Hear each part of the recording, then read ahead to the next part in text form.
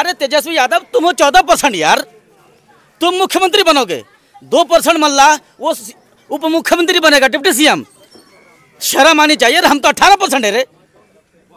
हम क्या करेंगे? हम दरी बिछाएंगे तुम्हारे लिए कुर्सी लाके देंगे तुमको। सुनो तेजस्वी यादव, सीएम अब हम बनेंगे। तुम 14% होना जी, तुम डिप्टी सीएम बनो, सीएम हम बनेंगे। है हम में तुम्हारी, है औकात तुम में, साथ लो हमको।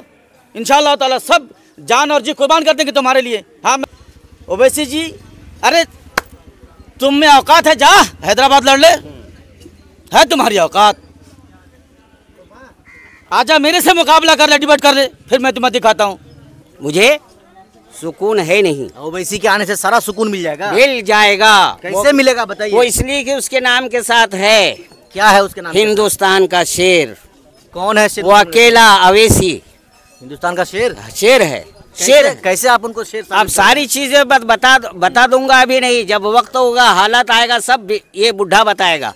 ये इंशाअल्लाह ताला जितने जवान मिलेंगे ना साहब, ओवैसी साहब से मोहब्बत करने वाले मिलेंगे। पर जवानों से क्या हो जाएगा? बूढ़ों की तो जरूरत है साहब। आपको याद नहीं है, अब जो जवान जो अपने माँ बाप के सरपरस्त है ना साहब, माँ बाप को अगर जाकर कहेंगे अब्बा इतने दिनों तक हमने आपकी बातों पर वोट करा, इस बार आप मेरी बातों को मानिए, बेटे के सर पे हाथ रख के कसम खाइए बेटा, मैं आप बेटे की बात को मान जाइए अब्बा, इस बार ओवैसी जी को वोट करिए। तो याद रखिए इंशाअल्लाह ताला उम्र जरूर मानेंगे।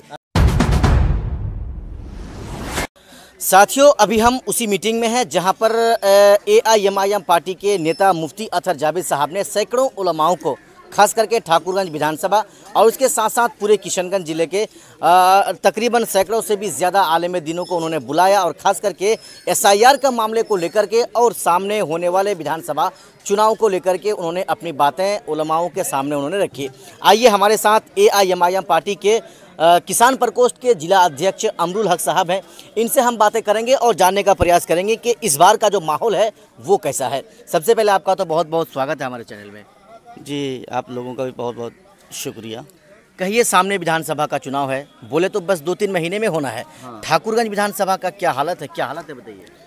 जी, ठाकुरगंज विधानसभा का जी हालत है, माशाअल्लाह बोलने की ज़रूरत ही नहीं है। सबकी ज़बान पे एक ही बात है, असदुद्दीन ओवैसी जी एकदम सब के सब कुर्बान होने को तैयार है, वोट देना ही नहीं कुर्बान होने को तैयार है मजलिस के लिए। आज जमान में यहाँ से ठाकुरगंज से RJD से विधायक सऊद असरार नदवी साहब हैं। हाँ। ऐसे में और वो खास करके पिछले कई दिनों का अगर आप उनका रिकॉर्ड देखेंगे तो एक एक दिन में 7-7, 8-8 सड़कों का वो शिलान्यास कर रहे हैं। ऐसे में उसका मुकाबला MIM पार्टी के, चाहे कोई भी हो जाए, चुनावी मैदान में आएंगे, उनके साथ उनका मुकाबला कैसा रहेगा? हुजूर, अगर उनको शिलान्यास करना ही था तो 2-4 साल पहले कर देते। अभी देखिए, लोगों को भगाने की एक साजिश है, लोगों को भगाने की एक साजिश है। ठीक है साहब, अभी बरसात का मौसम है, अब जब शिलान्यास कर रहे हैं, काम कब करेंगे? 3 महीने तो बचे हैं साहब। 3 महीने में इतनी सड़कें बनेंगी क्या? जो 5 साल में ना हो पाया 3 महीने बन जाएंगे सब।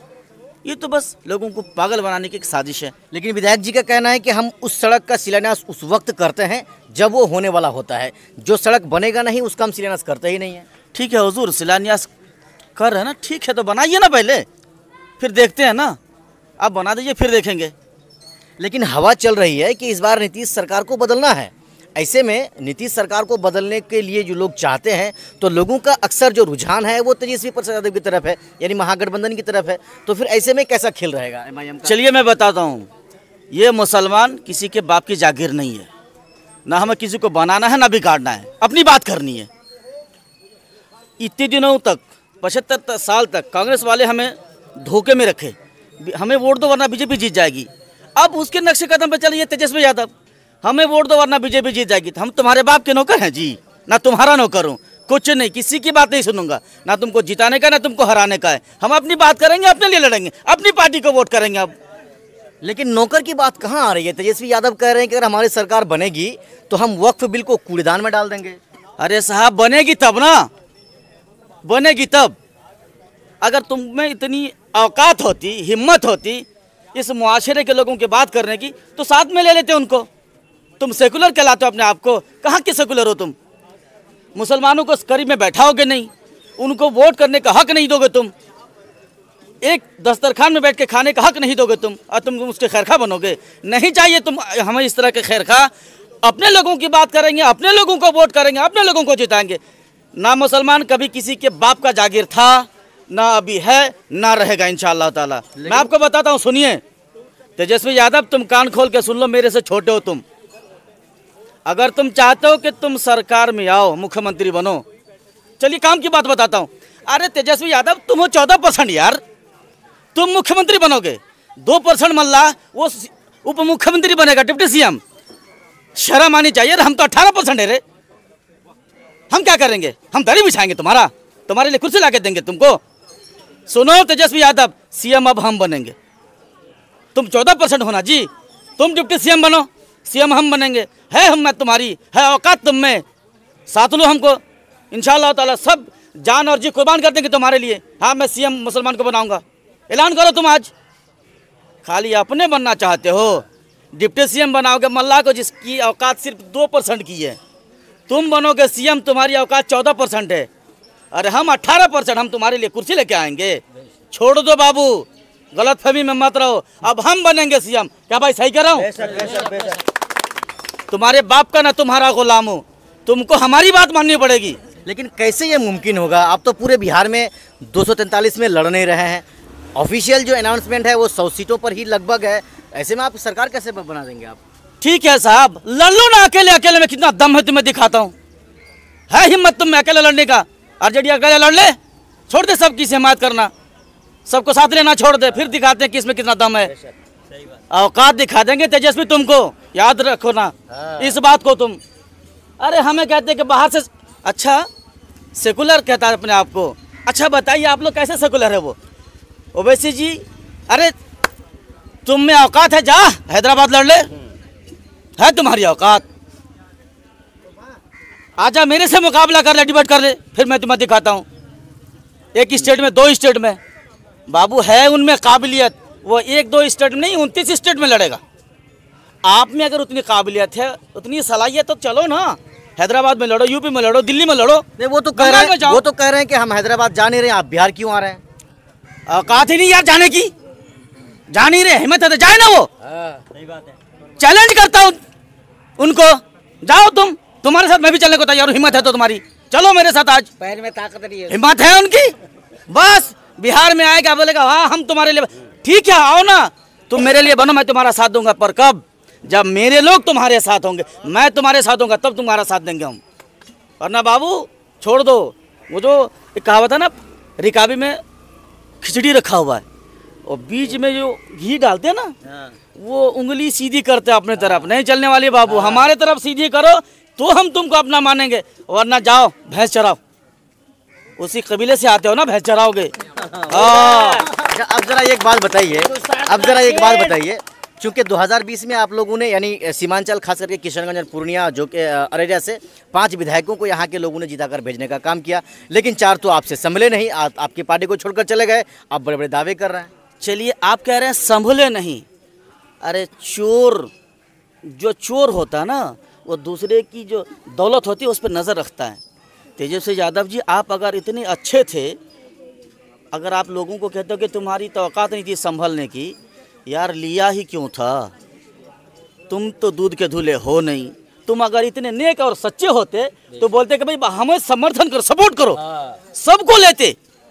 यार वो तो वो पुरानी परंपरा है तुम्हारी यार, मार के खाने की, वही तो करे तुम लोगों ने, और क्या। चलिए, अब इल्ज़ाम ये भी लग रहा है कि चूंकि ठाकुरगंज का जहाँ तक मसला है, ठाकुरगंज में MIM पार्टी का आज का जो सिचुएशन है वो कैसा, जरा बताएं। चलिए मैं सिचुएशन की बात करता हूँ, इंतज़ार कीजिए, आवाम बताएगी सिचुएशन क्या होता है और किसे कहता है।